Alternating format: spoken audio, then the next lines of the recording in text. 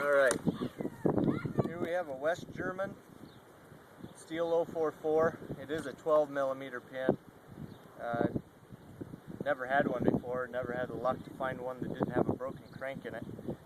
This one runs out pretty good.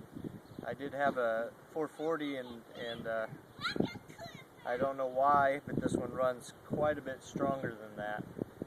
Just the power band seems to be a little higher on the RPMs. It's a nice clean saw though. Get a new filter cover for it, and I'll really clean it up nice. HD filter kit.